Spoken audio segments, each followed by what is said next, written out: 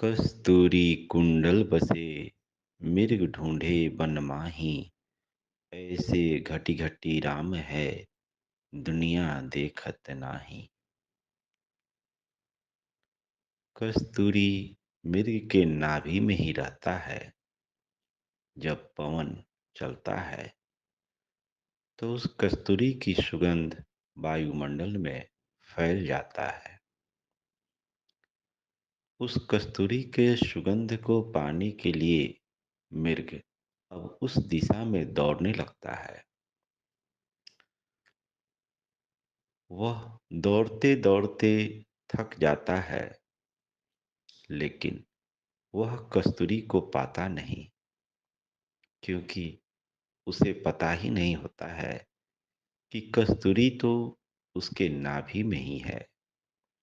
ऐसे ही मनुष्य के भीतर ही उस परमात्मा की शक्ति समाहित है, लेकिन अज्ञान के कारण मनुष्य बाहर दौड़ रहा है और पूरे जीवन दौड़ते हुए मृत्यु को प्राप्त कर लेता है, लेकिन अपने ही भीतर स्थित उस परम सत्य को कभी भी प्राप्त नहीं करता, क्योंकि उसे विश्वास ही नहीं होता कि मेरे भीतर ही वह परमात्मा की शक्ति मौजूद है। और वो हमेशा अपने आप को दीन, दरिद्र और दुखी समझता है और दूसरों से याचना करते रहता है। एक कहानी से इस बात को समझने का प्रयास करें। एक चौराहे पर एक भिखारी एक कटोरा लिए भीख मांग रहा था। उस राह से गुजरने वाले, जिन्हें उस भिखारी पर दया आती, उस कटोरे में चंद सिक्के डाल देते थे और इस तरह से उस भिखारी का जीवन गुजर रहा था। प्रतिदिन का यह उसका रूटीन था। सुबह में आता, चौराहे पर बैठ जाता, कटोरे हाथ में लेकर आने और जाने वाले के लिए दुआ की कामना करता। लोग जिन्हें उसके ऊपर दया आती कुछ दे देते, जिन्हें दया नहीं आती वे आगे बढ़ जाते। एक दिन एक व्यापारी उस राह से गुजर रहा था। देखा उस भिखारी को और उस कटोरे को। उस भिखारी के पास वह पहुंचा। 100 के 10 नोट देते हुए उस भिखारी को उसने कहा कि मैं तुझे 1000 रुपया दूंगा। भिखारी तो चौंक गया। उसे एहसास ही ऐसा कभी उसने सोचा ही नहीं कि कोई व्यक्ति मुझे 1000 रुपया दे सकता है। वह समझ नहीं पा रहा था यह व्यक्ति हमें इतना पैसा क्यों दे रहा है। बेहद खुश हुआ। उस पैसे को लेते हुए उस व्यापारी ने बोला कि मैं तुम्हें चाहता हूँ कि तुम गरीबी से मुक्त हो जाओ, इसलिए यह कटोरा हमें दे दो और ये पैसा तुम रख लो। वह भिखारी अपने कटोरे को देखकर कुछ सोचने लगा। तभी उसने 1000 रुपया और निकालकर उस भिखारी को देते हुए बोला कि लो, 1000 और तुम ले लो और कुछ व्यापार करो, अपने जीवन को सुधारो और एक कटोरा मुझे दे दो। भिखारी बहुत खुश हुआ।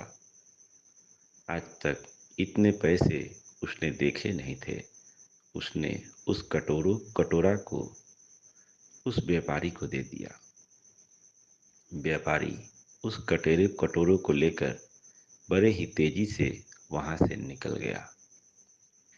भिखारी को कुछ पता नहीं था कि वह कटोरा क्यों ले रहा है, लेकिन व्यापारी उस कटोरे को पाकर बेहद खुश हुआ, क्योंकि वह कटोरा सोने का था और उसे पता था कि ये जो भिखारी बन बैठा है, कभी इसका संबंध राजघराने से था। वह उस भिखारी को पहचान लिया था, उस कटोरे को पहचान लिया था और उसने उसका कीमत अदा किया और लाखों की संपत्ति 2000 में ही लेकर चला गया। मित्र, ऐसे ही हम सब का जीवन है। हमें पता ही नहीं कि हमारा संबंध किससे है और हमारे भीतर क्या है। जिस तरह उस भिखारी को पता नहीं था कि वह राज परिवार से आता है और उसके पास जो कटोरे हैं वह सोने का है, इसी तरह हर मनुष्य उस परमात्मा की शक्ति से परिपूर्ण है, क्योंकि आपका संबंध भी उस परमात्मा से ही है। आपका संबंध भी वैसे राजघरानों से है जहाँ कल्प वृक्ष हुआ करते हैं, लेकिन आप अपने आप को भिखारी समझ रहे हो और परमात्मा ने, या यूं कहो कि उस गॉड ने या उस खुदा ने या उस प्रकृति ने आपको यह अनमोल शरीर दिया है। इस शरीर से आप जो भी चाहो ये पा सकते हो, लेकिन आप इसे भीख मांगने में भीख मांगने में आप इसका उपयोग कर रहे हैं।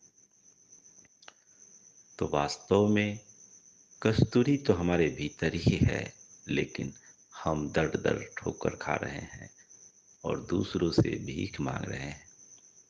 जो दाता है वही भिखारी बने बैठा हुआ है। मित्रों, स्वयं को पहचानो, स्वयं को जानो, क्योंकि आपके भीतर उसी परमात्मा की शक्ति समाहित है जो सब में है। आप सबका मंगल हो, सबका कल्याण हो, सबका भला हो, सबकी स्वस्ति हो, सबकी मुक्ति हो, चहुओर सुख हो, चहुओर शांति हो।